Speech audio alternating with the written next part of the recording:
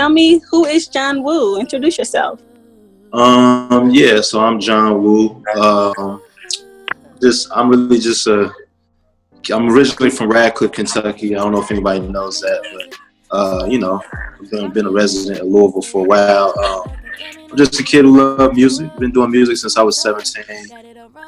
Moved to New York, and the rest is kind of history. Came back with a whole plate of knowledge, and just started making moves and building my reputation as a producer, and then slowly got into the business side of things. Okay. So here I am. Here you are. We're very proud of you here in Kentucky. I appreciate it. Thank you. A lot of people probably think you're from Louisville, huh? Yeah, everybody does, but I'm originally from Radcliffe, Kentucky. Right. Which is why that's my stomping grounds. And I think I moved to Louisville in the early 2000s. Mm-hmm. Probably about after I lived in New York for about 4.5 years. I was like homeless in Radcliffe, and I got like a out of nowhere chance to go to New York because they needed an engineer. I was like, yeah, bro, like I ain't got nothing to lose. And then I ended up going up there. I ended up staying up there for like 4 years. Okay. Yeah, I kind of got exposed to the industry up there because a bunch of my partners up there, they knew a lot of people and would take me around and stuff, And back then, we didn't have camera phones. We just had the, remember the wind-up joints? Yep. Yeah, we had those. Yeah, like, you only had one chance to take a picture because, you can't do a do-over. Right. So, but yeah. You had to get it right. Mm-hmm. Yeah. Well, we'll get back more into that. But let's talk about COVID. How are you coping with it? How's it changing your life right now? And how are you and your family and friends practicing social distancing? Like, this is crazy. Yeah, it is crazy. I definitely following guidelines and just kind of keeping my context for a minimum. Not necessarily in fear of me catching it, but I'm just more, if I'm asymptomatic, that I don't pass it to somebody who may get, sick from it, And so I've been keeping, I try to stay in, I only go out only when I really need to, other than that, just wash my hands, clean up the crib every day, pretty much it. My daughter, she's 14, but she stays in the crib anyway. She's an introvert, so to her, it's nothing. He has it's like, what? That's a big deal, but and me, I'm getting a lot of because I'm stuck in the crib, Yeah, it's time to get your creative juices flowing, and I mean, something big just happened. Yeah. Marzz signed to a deal with RCA. How did that come about, and how are you feeling? It came about so I was in a situation that kind of went a little left, and then me and her just like reconnect, like just by she had a question. I didn't talk to her for a while. I used to work with her, and then ended up working with another artist, and then we kind of went our separate ways. But then we just kind of got back together because she like just hit me nowhere just to ask her a question, and it turns out that we was in a position to really like benefit each other and help each other. So that's what we did. We started working again, and a partner of mine named Ray linked me up with a guy overseas in a previous situation. So he reminded that guy that I'm working with a new artist. We got to talking, we got to LA, we worked something out. Then within 30 days, I mean, it was just, we was there. We was in RCA, which was amazing, So it's great. I'm very happy, surprised, and I'm only saying that just for anybody that's watching this because I am a firm believer in like, I kind of seeing myself in this position one way or for a long time. So I always work towards it, you know what I'm saying? Mm-hmm. And so I'm a believer that if you really want to do it, you really put in the real work for it, you evolve over time, you're learning how to get there, you'll eventually get there, you know what I'm saying? Right. So, it feels good though. It feels great, man. I think I'm very happy. Yeah, that's huge. Congratulations. So happy for y'all. That's super dope. Super dope for the city too. I mean, I'm glad she's able to experience this because she definitely deserves it. Yeah, well, that's what's up. So you talked about New York a little bit and everything. So is there like a specific moment you knew you wanted to be in the industry though? Like a specific, or what really pushed you to this? So like back in high school, I used to get in trouble a lot, and I used to get put in. They used to call it AIM, and it's basically school suspension. Uh-huh. So and it was yeah, our school was so nuts. The in-school suspension room had cubicles built to where everybody was facing the corner, like into their own corner, so you couldn't Mm-hmm. turn around and talk to nobody. And then what would happen is that me and a friend of mine would pass notes, but they would be rhymes. So we would be like battling on paper. Oh, You that's know? dope. Uh-huh. So me not even really taking it seriously, I just did it for fun. But then when I read what I wrote, everybody was like, "Man, that's kind of dope, though. That's kind of dope for real." So I was like, "Man, let me try this." And I found out that I had an interest in like being a rapper. So what I did was I went and got a karaoke machine that had a microphone and two tape decks, and I used to go buy Uh-huh. instrumentals, put in the instrumental, and then record verses on the blank tape. And I used to make my own tapes. That's dope. So yeah, so I used to do that, and we would play it around school and stuff, and people would be like, "Oh shit, that's dope." And that like I felt like, damn, maybe this is something I should stick with since I'm pretty good at it. You know what I mean? Right. And then just over time, man, I met a lady named Wendy Day. I met two people, a lady named Wendy Day and a guy named George Slaughter, who's like my big brother. When I met George Slaughter, this was back in like I said, this is like early 2000s still. And I remember he wanted to buy some. I had got into beats because previous to that, a lot of studios, back then it was all about groups and cliques. You know what I'm saying? Right. And people wouldn't let me in their studio because I would never want to be part of their crew.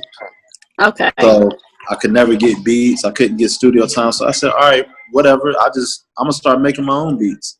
Uh-huh. Went and got the equipment, started making my own beats. Bought me a 4-track tape recorder, started recording myself, and then ended up meeting this guy named George, and he wanted to buy beats from me. And I asked him like how much he wanted to spend. And now, mind you, this is early 2000s.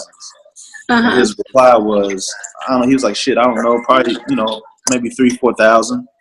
Mm-hmm. And you Early gotta 2000. understand, I was like, what? I was like, hold Uh-huh. on, what? I was like, hold on, you offering me $3,000-4,000 for music for these beats I just made in my bedroom? Like, you know what I'm saying? Yeah, you was So tripping. yeah, so I was bugging, and that's how the business wheel started turning. Okay. You know what I'm saying? And I was like, oh, I can make a living at this. And then MySpace came out. For anybody who knows what MySpace is, Of course, we and all know still. I started hitting people on there, and I started selling beats for 500,000. You know what I mean? And I just saw that Okay. there was a life in it. So that's what Right that's what on. really got me into the business of it. Right. Well, that's what's up. So what motivates you now to still keep going and, because you go hard, you work hard, and your results are amazing. But what Yeah. motivates you? Man, I just think I've always been blessed to be in the right position all the time. I was always like, Miles is like my idol. And when I was in New York, within the first 30 days I was in New York, I was like 10 feet away from Nine. You know, Really? yeah, I love that. yeah, it's my favorite. And then, Yeah. I used to go to Murder office all the time, popular, and it was just like, I met Foxy Brown, DJ Clue, and Def Jam. So it was like all these situations always being dangled in front of me. You know, Mm-hmm. it always just kept me being like, and what if I'm like really closer than I think? You know, Uh-huh. so just going, and then also like, along my way, my journey, had a few people that's like been super friendly. Gave me the keys to their crib to work in their studio. Just really fuck with me and be like, yo, man, here's my key, man. Come make beats anytime, or whatever. So it's kind of like paying it forward, and I stay motivated by wanting to see other people be successful. You know what I mean? So that's why I That's think dope. it fits me pretty well, because I really do want to see the people I work with make it. Mm-hmm. So that's probably the biggest part of my motivation. Okay.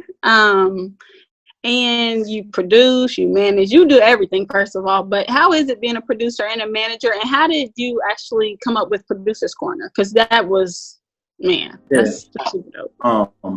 It's pretty dope being a manager and producer because I'm kind of all hands on. You know what I'm saying? Like, Right. and not only that, it's also that I do have a real understanding of every part of the process. You know, recording the records, you know, everything. So it's kind of dope. I think it's good for anybody who wants to be in the music business to have kind of. It's sort of like how can I say it? Like if you want to be a manager in the business, like at a job, kind of done certain positions. Right? You know what I'm saying? Because then you really know the roles. As far as Producer Corner was just a thing where I had a lot of. I sort of became like a go-to guy for information. Like people would hit me up, yo, Woo, who does covers? Who has the best studio? Who can make my records? Da, da, da. And I always seem to know these people because they have other friends. So I was like pretty connected, but then it used to just bug me out. I would realize a lot of these people don't know each other. Like, why am I one of them that know all these people? And y'all right. Know each other. So it just started out as a small event. I was like, you know what? I'm gonna put y'all 4 or 5 people. Y'all talk. You know? And that's how it started. It started with about 10 people and it's getting bigger and bigger. It's huge. How many people was at the last one? I think we had about 100 people that signed in. And you know, for Louisville, that's big for musicians. I came. That was my second time, and I was blown away. Yeah. It was so dope. So many talented artists and just talents in there. It's crazy. I mean, that's the thing that impressed me is like every time I never really went down. It's always went up. Because it's a lot of talented here. You know what I'm saying? Right. So, yeah. What and who are some of the artists that you actually manage today? So today I met obviously Marzz. Right. Manage a young girl. She's 16 years old. Emma Redmond. She's a phenomenon. She's dope. Okay. Yeah, and I also work real closely with Paperboy Casino and my boys Steve and Trap Steve. You know, and you know, I think Emma and Marzz are the ones that I'm like fully hands on at the moment. There's like Paperboy, I work with him real close. You know what I'm saying? To send me, I work with him pretty close too. That's what's up. So do you have any I guess advice or pros and cons of the business? Like, yeah, the pros. I think. Which one you want me to start with? Start with the pros. I think the pros is that it's a lot of ways to have a successful career. It's a lot of ways to make business. I mean, it's $1 billion. You know what I mean? And there's a lot of ways to build relationships. There's a lot of things that you can. There's a lot of jobs. That you could learn to do yourself. You know what I'm saying? And you know, I think it's good. Just learning business too. Like if you get in this business, it's like any other business, but it's a lot of people. I think they learn business a lot faster. And you know, so those are the typical pros too. And as far as like the negative, like the problem that it's like something that a lot of people love to do, and it's so easy. It's accessible to everybody to be an artist or a producer. A lot of people think that they can just skip a lot of steps. You know what I mean? Right. And they kind of like shoot themselves in the foot with just through ignorance. Not ignorance, I'm not saying it in a mean way. I'm just saying they just don't know. Right. You know, they just clearly don't know. And this game will trip you up, man. Like if you don't stop and make yourself learn the business, you'll be doing the same thing for 5 years and not getting anywhere and be completely screwed. Yeah, I definitely get that. So for artists that are struggling to just get their name out there, be heard, that are actually putting in the work or they think they're putting in the work, what do you recommend they do? Do you have any tips for them? I think that I think people, you know, one, definitely understand the business, understand the trends, the current trends. You know, if everybody's streaming, I've had people even today like give me a CD, and I'm like, that's cool, bro, and it still has like no label on it. It's like really like 2019, bro, and you just right, gave me really, just yeah, and it's oh like, my God. yeah, I don't know if you need to be in this business right now, you know, because Yeah, that ain't how it works. But not at all. just learn the business, man, and find a mentor. Find somebody that you could, you know, like Wendy Day is one of my mentors, and she's super intelligent when it comes to the music business. But find a mentor, find information online where you can learn the business. Like, educate yourself. Like, seriously, know what publishing is. You know what marketing strategy works. You know how many people that I've come across, like on artists or whatnot, and they'll say, well, how can I get more traffic to my Instagram? And I'll ask them a simple question. I was like, what time do you post your content? And they'll say, oh, I just posted around 4 because you know that's when everybody gets off of work. And I'm like, but Instagram gives you the analytics though. Right. Like, why wouldn't you just look at the analytics? Like, it's at your fingertips, a couple buttons. So, just educate yourself, man, and really learn the business, and just know what works and what don't, and separate myth from facts.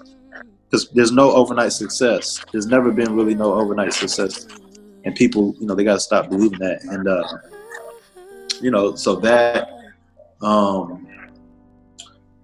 That would probably be my biggest thing. That'd be my advice to artists: is just learn the business, learn how to communicate. Communication is key. Learn how to build relationships. Relationships is super key. So learn to do that, and learn not to have any yes men in your circle, because that'll lead you down a bad path. Definitely. Like, really quick. You know what I'm saying? Definitely. So, that would be my advice to everybody out there. Okay. Well, do you have any shout outs? Shout outs. Let me see. Shout out to. Now, I probably have too many of them, to be honest. Yeah. The music. Shout out to y'all. Shout out to y'all. Shout out to 50 Deuce Radio. Yeah. Thank you. And y'all doing a dope thing. I think y'all are I think y'all are taking advantage of the current situation that we're in, which is brilliant and smart. But shout out to Louisville, man. Louisville's coming up like in a big way. Yeah, the city's coming up. Shout out to you, Woo and Marzz and your whole crew. 50 Deuce Radio, A-Lee. So what's next? What do you have coming up next? What can we look forward to? What should we be looking out for? So I'll say this. So Marzz obviously has kind of been my big news this time. Huge news. Yeah, it's huge. But I'll just kind of put it out there that somebody else is on the verge of a situation too. Okay. You know what I'm saying? So I got you. It'll be pretty cool. But that, just that, and helping develop the artists that I'm working with. That's all I got, man. Marzz, I think should be dropping music very soon. So we're looking forward to that. Man, well, we appreciate you, Woo, so much. Thank you for coming on 50 Deuce Radio. Myself, and we looking forward to it. So hopefully we'll do this again here soon and see what else you got coming up. Man, for sure, we got to. So I appreciate y'all. Y'all be easy. Okay, thank you.